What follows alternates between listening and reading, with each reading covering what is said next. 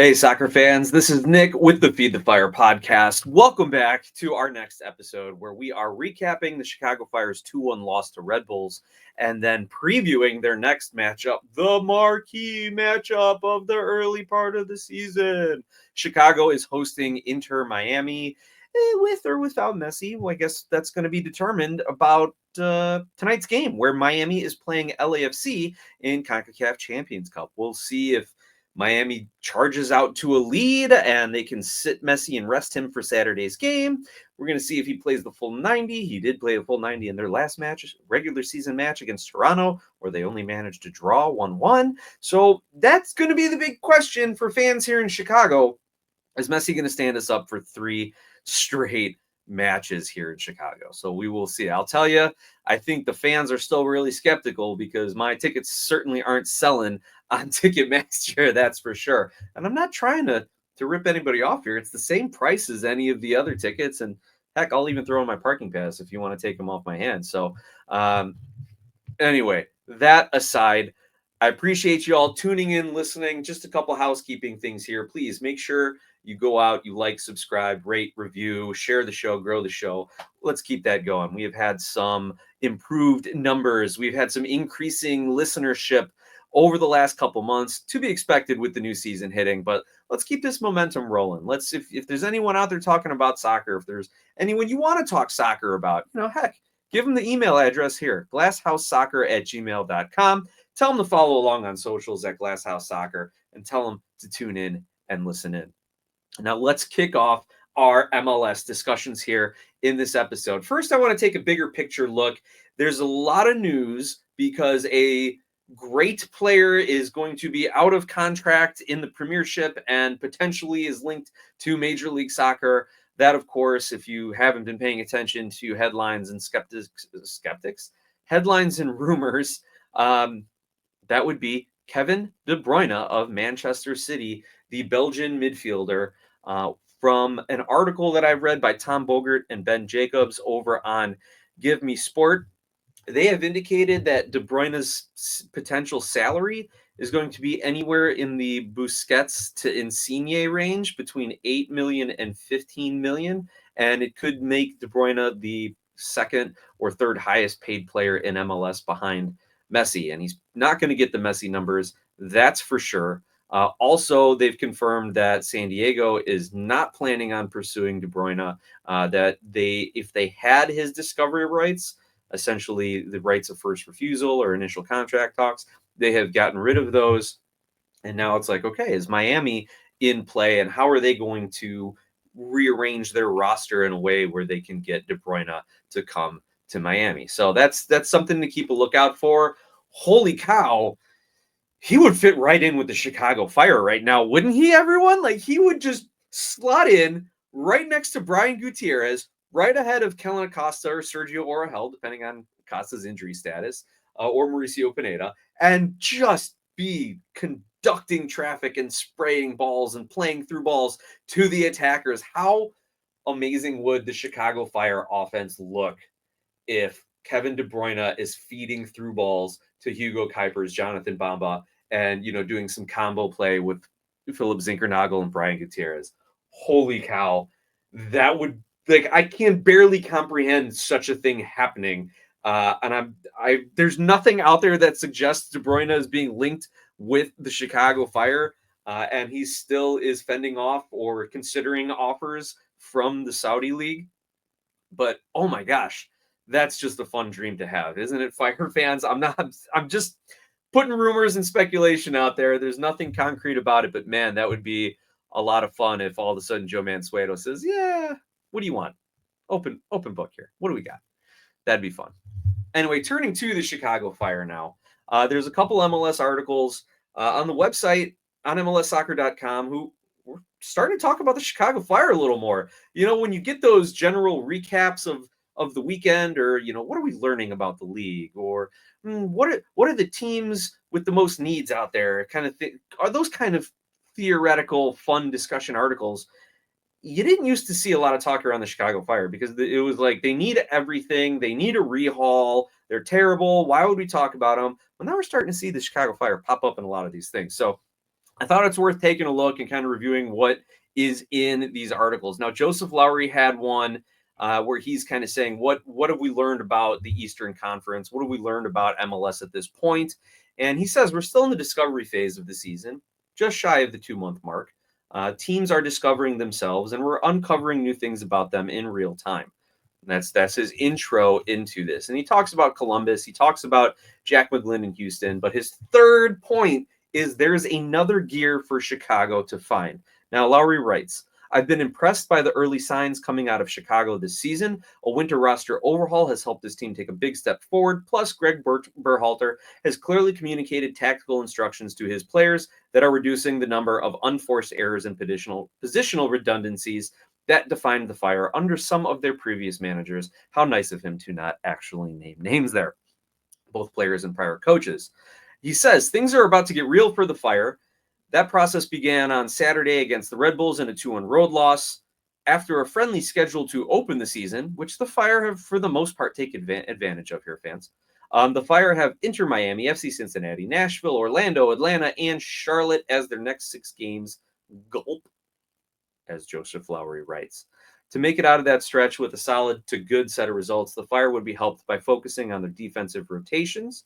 Playing the 4-3-3 defensive block, teams have begun to spot the weak points in their structure, namely the space on the far side just behind and outside Chicago's midfield trio. So similar to what Chicago wants to do to other teams, push their outside backs forward, get Bamba and Zinkernagel down on the wings, playing balls in to Kuipers and 2 second and third runners. Other teams are finding that space against the Chicago Fire. And Lowry, in his article, links to a video showing how Kwame, Kellen Acosta, Sergio Orahel all kind of bunch in to prevent a counterattack by the Red Bulls or to prevent a quick attack by the Red Bulls. And then they can find a gap on the outside and the Red Bulls can set up their offense a little bit. So Lowry points out Miami will attack the space around the Fire team better than the Red Bulls, and that could hurt the Chicago Fire. So something to watch for. We'll see how proactive Greg Berhalter is with his lineups, with his kind of tactical tweaks, and if he recognizes what we're all seeing here, that space when the midfield trio kind of gets pulled out of position or gets pulled onto the ball or gets too central and doesn't really keep that shape. Is he going to make some personnel changes to help that? Is he going to make some tactical changes or formational changes? That remains to be seen, obviously. But the problem with the Fire is they've lost their depth due to injuries. It is extremely difficult for Berhalter to put together a starting lineup and train his squad the way he wants to play that week because so many players are out or working out individually or indoors with their trainers instead of working with the full squad. And also, that prevents him from making those in-game adjustments where he subs someone on, say, at halftime or in the 55th minute and says, hey, you need to get into the midfield and you just need to shadow Messi, or you just need to, the moment Busquets crosses that halfway line, step up onto him, or, hey, we're getting too tight in the middle and they're running down the wings. You need to stay positionally sound and disciplined. And then he can bring in players with that message. So those are things that, due to all the Fire injuries, Berhalter's been maybe unable to address at the level he wants to. But as Joseph Lowry is pointing out in this article, as we've been talking about, the Fire have taken advantage of an easier schedule early on in the season. Despite all their injuries and things, they're still getting points. This is only their second loss on the season to Red Bulls. And unfortunately, it was after giving up the lead. Jonathan Bamba gets his first goal in MLS, and then the Fire unfortunately give up the lead, and we've seen that's what Red Bulls can do to teams, turn them over, quick strike. But hopefully that is something that's addressed naturally when players get healthy and also potentially in the summer transfer window. And that leads us into Matt Doyle's Armchair Analyst article, where he discusses the transfer window needs for every team. And what he says about the Chicago Fire is a little interesting. He says they just need patience. When you look at other teams, he'll say, like, the Red Bulls need an elite attacker. Orlando City needs a young center back. Cincinnati needs a central midfielder. The Chicago Fire need patience. Interesting take by Doyle, but here's what he says, and it's hard to disagree at this time. He says, I'm sure they're keeping a DP slot open for the summer, which is what they should do given how well everything is functioning at the moment. Of course, this was written before that Red Bulls loss and before the De Bruyne speculation and rumor, and his contract is up June 30th, so that'd be the perfect time to strike. Doyle continues to say, once Brian Gutierrez gets back, soon he thinks, they'll finally have their first choice front six, and his guess is the fire will cook. Oh my goodness, Matt Doyle saying the fire will cook. He continues, if when Chicago sell Gutierrez this summer, that opens up the need for a number 10, and then that becomes the obvious way to use the DP slot. No sense moving until the dominoes start falling, though. Are they a little light at center back with all the injuries? Yes, but it's probably not enough to necessitate a move.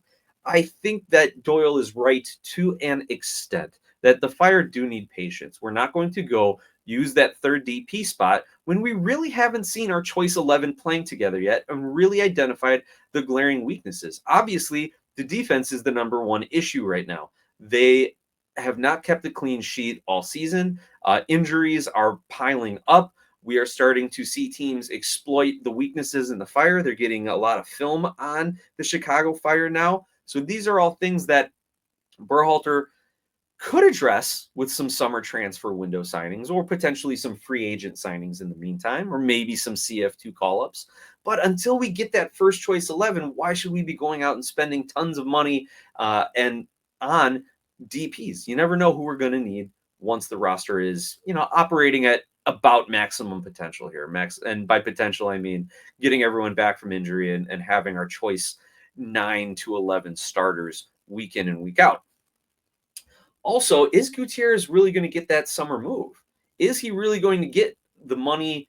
Is he going to command the money that the Chicago Fire would have to see in order to let him go? I would imagine they're asking for double digits at a minimum. Number one, because of Gutierrez's profile as a player, he's a rising star in MLS. He's fringe USMNT. Probably if you want to use the comparison, he's probably USMNT C team, maybe D team at this point. The kind of the Gold Cup back end of the roster guys, if you will. He's also potentially been linked to moves to Liga MX. Now, I don't think Liga MX is the best place for Gutierrez to go. We've seen that not work out very well for other MLS players. Ahem, Brandon Vasquez. Ahem, Yorgos Yakumakis. Ahem. And so I don't think the league is right for him, and I don't think that that is a place where he's going to continue to grow and develop. I'd rather see him go to kind of a second-tier European league, perhaps like a la Ledesma to PSV, or a la Mark McKenzie into Belgium, even though different positionally speaking. I think that would be a good place for him to go and get exposed to some different styles of play and defense. But because of his injuries and because of him kind of lacking that national team appearance thus far, is he going to command a double-digit figure, a minimum of $10 million transfer for the Chicago Fire? I don't know if he will. And I think if other teams in Europe are starting to look at young American talent, yeah, Gutierrez is on the list, but due to his recent injuries and due to the Chicago Fire's recent form over the last couple of years, yeah, he's probably not high up on the list. So that I don't think is as solid of a move, Gutierrez going to Europe or being sold this summer, as Matt Doyle makes it think. But that's fine. Everyone else's loss or missed opportunity is Chicago's gain to continue to develop this player. Now, let's get into the actual match, the Red Bulls match. I've got John Donovan's segment all queued up here, but let's take a look at the lineups and the stats and see exactly what happened for the Chicago Fire in this match. Now, they come out in their typical 4-3-3 with Chris Brady starting in goal. The back line, thin as noted. Gutman and Turan are your two left side backs, and Rogers and Reynolds are your two right side backs. Now, at the beginning of the season, I'm looking at our starting back line as Gutman, Turan, Elliott, and Barroso. So we've got a left half. At least that's what I was thinking. And with Sam Rogers being that third center back, potential spot starter, And I thought Justin Reynolds would be able to take a step forward this season and get some rotation in for Barroso and pushing Jonathan Dean further down the depth chart. Reynolds needs more MLS minutes, that's for sure. Rodgers needs to stay healthy because by the end of this game, we saw Omari Glasgow listed as the right back, Martin Haile Selassie listed as the left back, and Rodgers goes out injured, and in comes Omar Gonzalez. So that really kind of messed with things for the Chicago Fire. We saw the midfield trio of Kellen Acosta, Sergio Orahel, and Romani Kwame. He gets his first start and his first start for the Chicago Fire. And I think he just kind of has to get a little bit more used to the speed of MLS as well as his teammates around him. And I think he will develop into a fine player for the Chicago Fire. We just need to get him a little coached up in how Greg Berhalter likes things and what to expect from his teammates around him. Your attacking front, Kuipers in the middle, Zinkernagel on the right, Bamba on the left. At least we've still got those three guys. Knock on wood, nothing happens to them. By the end of the match, here's what I really liked. By the end of the match, you did see Tom Barlow and Mauricio Pineda come in for Kellen Acosta and Romani Kwame, but you didn't see Zinkernagel be taken out. You didn't see Bamba be taken out. You didn't see Kuipers come out. They played a full 90. Berhalter was going for at least a draw, if not a win, late in this game. And again, with Glasgow and Haile Selassie coming in technically as the outside backs, those guys are pushing forward. They're attacking. Now, that to me says two things. Number one, Berhalter wants to attack. He wants to get points. He wants to go out. He saw that this was a Red Bull team that they could get points from, and unfortunately, it didn't work out. He also has enough trust in Gonzalez, Turan, and Brady to keep them in it late and to keep those counterattacks from putting the game out of reach. But also, what I love about this, that these attackers now are 90 minutes fit, that they're going for these points, that they're playing to win games. They're playing to get results. And that is something that I really think has been lacking, that the Chicago Fire have just been kind of trotting out the same old formation and the same old substitution pattern and the same old everything without a real desire to go forward and chase games or go get games or put games away. Now, the other thing that Berhalter said, okay, after the Montreal game, that 1-1 draw, is he was not happy. And that's pretty clear. After this game, I don't think he was happy with the loss, but he was happy with the performance. And and even the announcers were saying that the Fire played well enough to earn a point here. It was one of those nights where they were creating chances and the ball just didn't go in the net.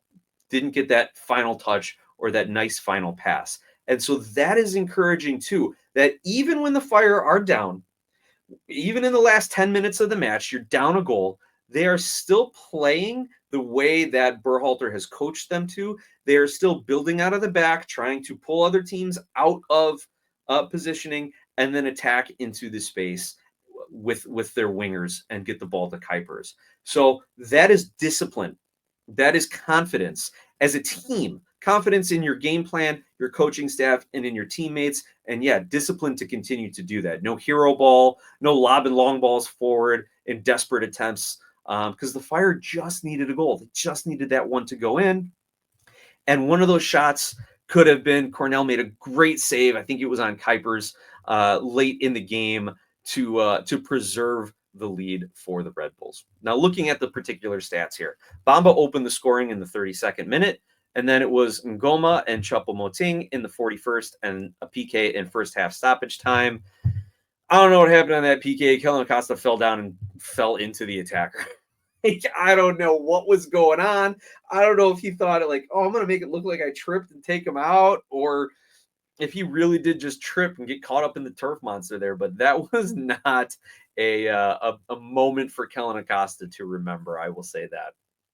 But looking at the stats, the Fire ended up with 54% possession, 12 shots, 6 on goal. And let me scroll down quickly. What does that do for the XG? The Fire had a 2.3 XG, so they created some better opportunities than we have seen in the past. But the Fire, yes, the defense is the weak point right now, but the offense needs to be scoring more than 1 or 2 goals a game. They need to start scoring 3 goals, and on some opponents, getting 4 goals and getting these comfortable leads, allowing them to rotate the squad, allowing them to get some confidence, allowing Hugo Kuipers to get into that golden boot conversation week in and week out, right? Back to the stats, the Fire did complete 532 passes at an 84% accuracy rate. They ended up with 4 corners, 5 crosses, 4 offside. They outdueled Red Bulls in the air 14-8.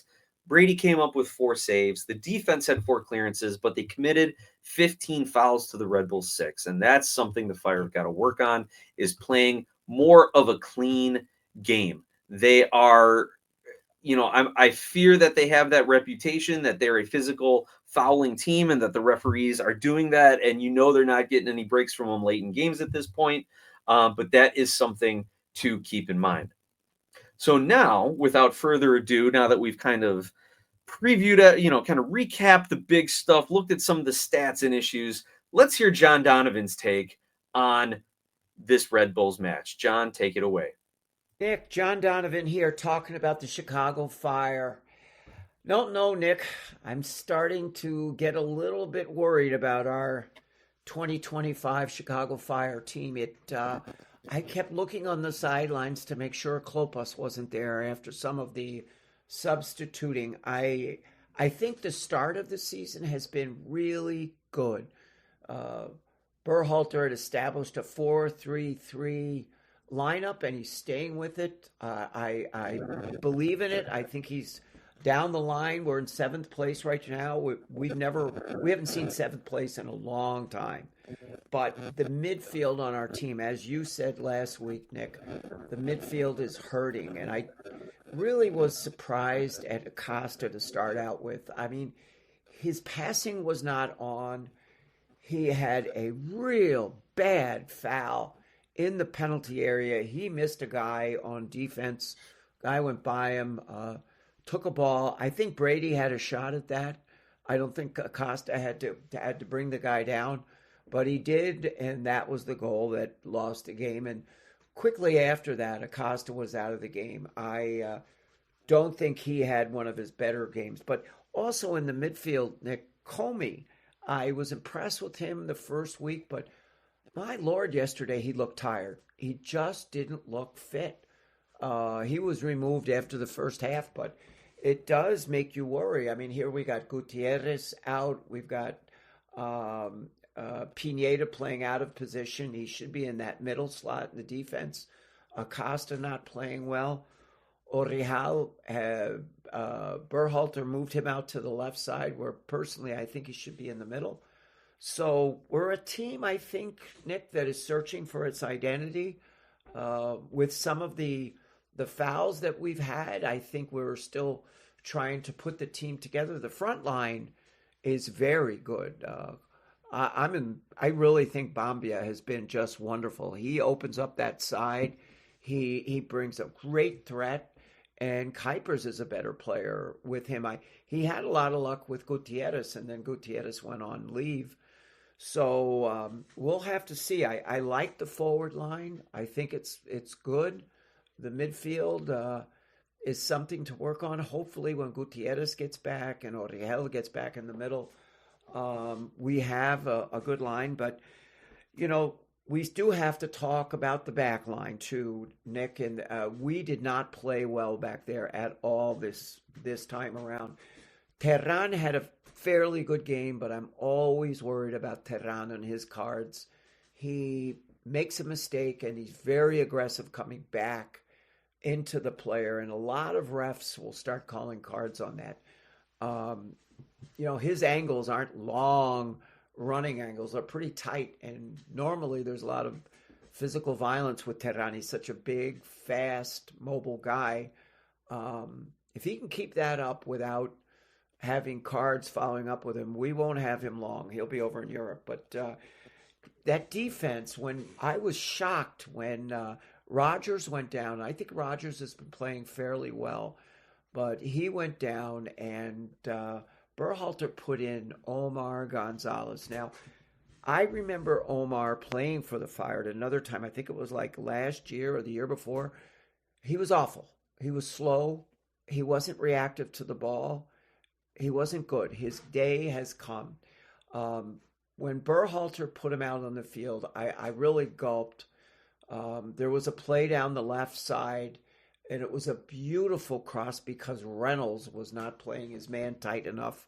Remember, Reynolds, you're a defenseman. He gave the guy about 8, 9 yards, and the guy put a beautiful cross in. Fortunately for New York, they were playing against Omar Gonzalez, a slow 37-year-old fullback. He did not react to that ball, and it was his man that plunked that ball in the goal. Brady did not have a shot at that one. You play with older players, you're not going to get the speed, you're not going to get that quick reactive time. Soccer is meant, majority of the players are 30 to 21 years old, and after that 30, you start losing, unless you're ultra skilled, you start losing that speed and that quick tick that a coach used to always scream at me, quick tick. But we've got a better coaching staff. We're on a 2-game, a tie and a loss. Hopefully, we're a little bit better. I mean, in the midfield specifically, I mean, Miami is coming in next Sunday, and that is going to really test this defense. Hopefully, Elliott and Rodgers are back. I'm not sure what happened to Rodgers at that game. It wasn't a knee. It was either hamstring or Achilles, and I certainly hope it wasn't Achilles the way he was walked off. I like the way he plays. I think he's a good player. We miss him and Elliott.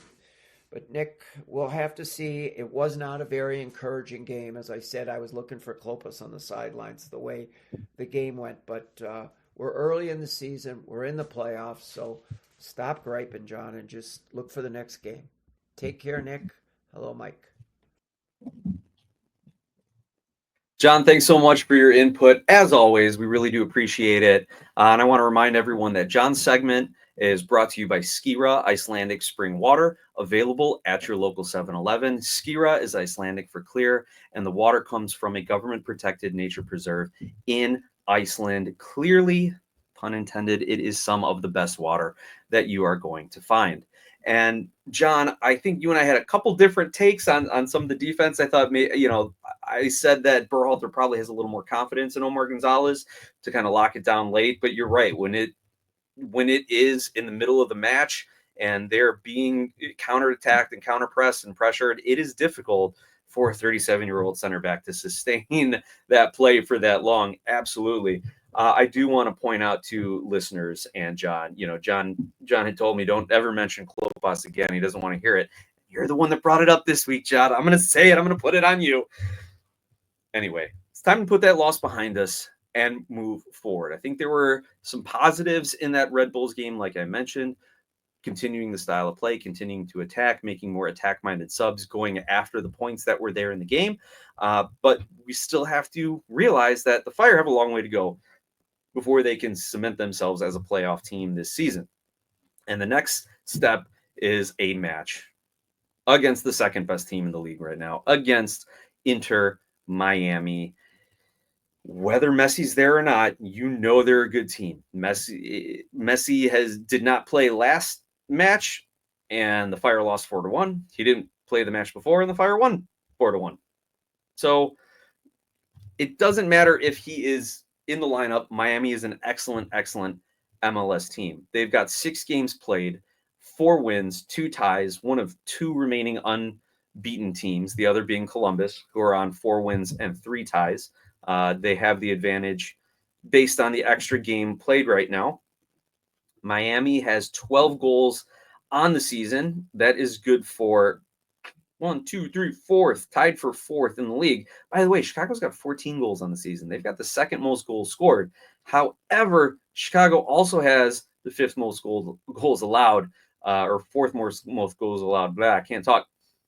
With 12 allowed. Meanwhile, Miami's defense has only allowed 6 goals, which is the 2nd best in the league, again, to Columbus.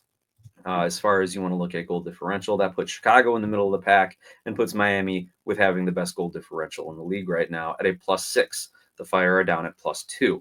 So Miami has a decent defense here, but obviously they are going to rely on their offense being the best defense here, that they are going to want to keep the pressure on the opposing team and not let anyone settle in against them and start taking shots and having that possession game like the Fire have started to do more and more this season.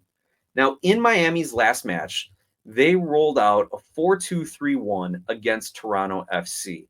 Calendar started in goal. Jordi Alba was the left back. Gonzalo Lujan and Tomas Aviles were your center backs, and Ian Frey was your right back. You had Federico Redondo and Sergio Busquets as your defensive mids, your holding mids, if you will. You had Talasco Segovia, Robert Taylor, and Leo Messi as your attacking mids, and Luis Suarez as the striker up top. Now, that lineup only netted one goal against a struggling TFC team. However, they did have Insigne back. They did have a little Bernadeschi magic in that match to put them up in stoppage time. But then, of course, it was the Messi magic to equalize in first half stoppage time. Those goals coming 3 minutes apart. But what was interesting is that Miami went for the win. They left Busquets in. They left Messi in. They did make some subs, bringing on Santiago Morales, Fafa Fico, Alan Abando, Yannick Bright, and then along the back, they bring in Marcelo Weigand. So they left Messi in. They left Busquets in. I guess they were thinking that those two guys could create some opportunities for Abando and Picot to put this game away.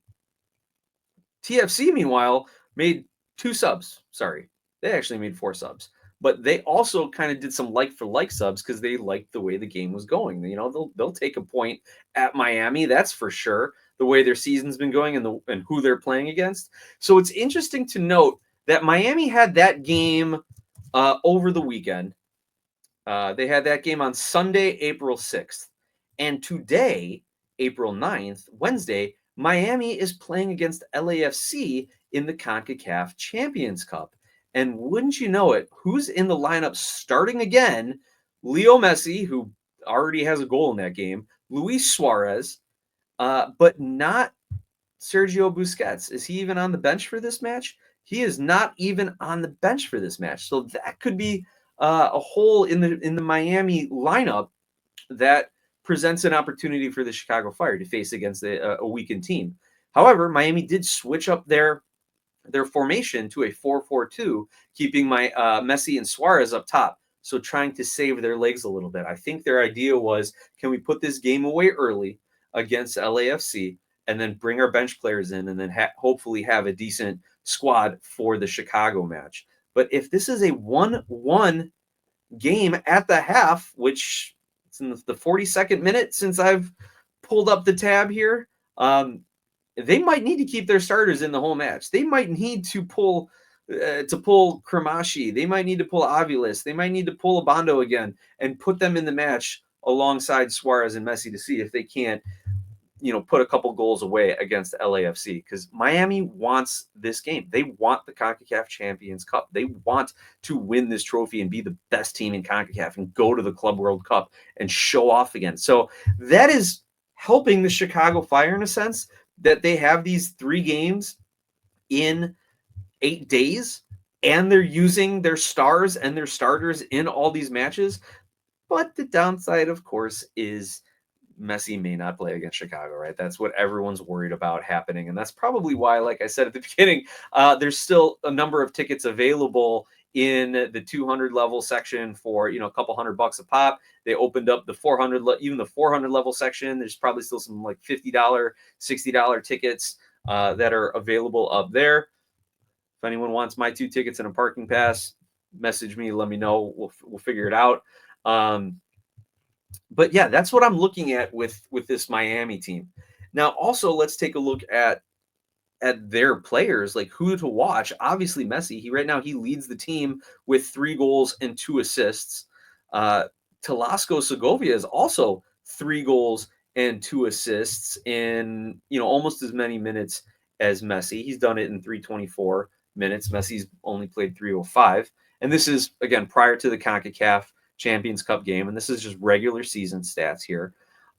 So those are your 2 guys. Your assist leader, oddly enough, is Luis Suarez for Miami. He's got 1 goal and 4 assists.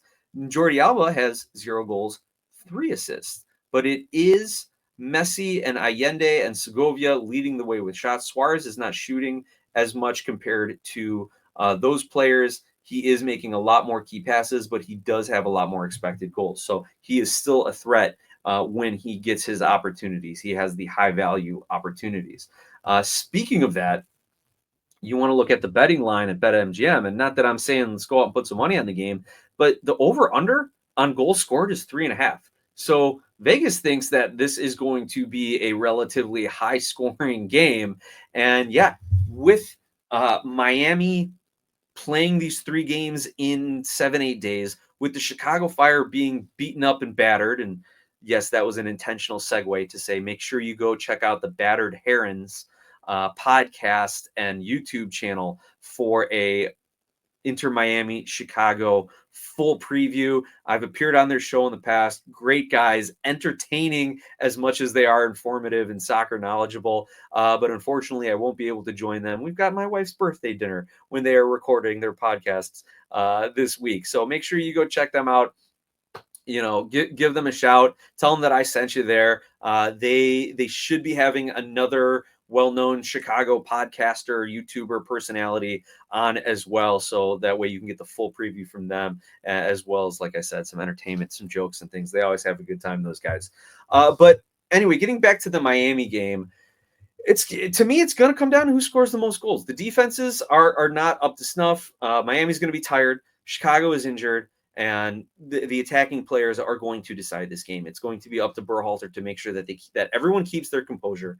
That if Chicago Fire builds a little momentum or a little bit of a lead, that they don't get sucked into Suarez and Messi's games. Whether it's Suarez pushing people and John at them and John at the ref, or Messi doing his little things where he kind of exaggerates a foul, or goes in and starts something and walks away, and then lets his teammates come in and finish the battle for him, so he can kind of stay out of it and draw fouls or whatever the case may be, right? If the Fire can avoid those sort of things, and I'm looking at you, Tehran, I'm looking at you, Zinkernagel, if they can avoid that sort of thing, get a quick goal, put a little pressure on Miami, then the Fire, I think, are going to pull out either a 2-2 or a 3-3 draw. I just don't see the Fire beating Miami, even at home, even with Miami's tired legs that I've been talking about, because the talent level is just so high for Miami at this point.